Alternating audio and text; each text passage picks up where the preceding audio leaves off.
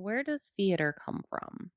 The answer takes us back thousands of years to ancient rituals where the first performances were acts of worship, not entertainment. Before there were actors and stages, there were rituals. Across every ancient culture, from Africa to India to Greece, communities gathered to sing, dance, and impersonate spirits or gods. These weren't performances in the modern sense, they were sacred acts of transformation. Someone would put on a mask, become something other than themselves, and the group would witness a story unfold. This impulse, to step outside yourself and embody another being, is the seed from which all theater grows. The clearest story of theater's birth comes from ancient Greece. It begins with the Dithyramb, a choral hymn sung and danced in honor of the god Dionysus at spring festivals. A circle of men would chant, move, and tell the god's story together. Then, around the 6th century BCE, something changed. A poet named Thespis stepped forward from the chorus and began to speak as an individual character, the first actor ever recorded. This one innovation, a single person in dialogue with the group, transformed religious ritual into drama.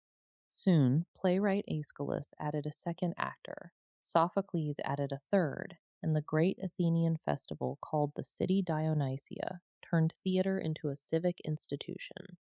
The word tragedy itself comes from tragoedia, goat song, a nod to the goat-like satyrs who danced in the god's retinue during those early rites.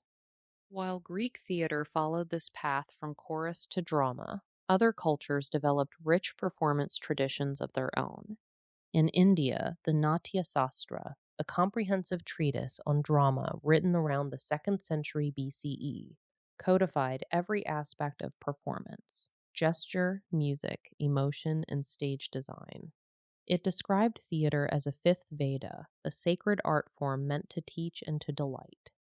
In Africa, ritual performances like the Molimo of the Mbuti people combined singing, dancing, and masked storytelling in ceremonies that strengthened community bonds.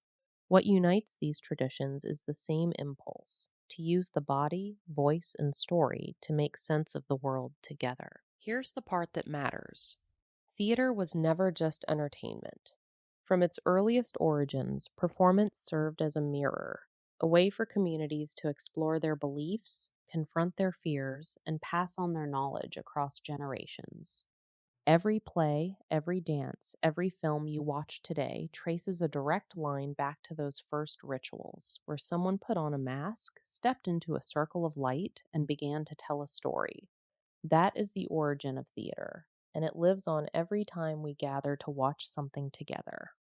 From sacred ritual to the stage, the impulse to perform is as old as humanity itself, and it's still unfolding.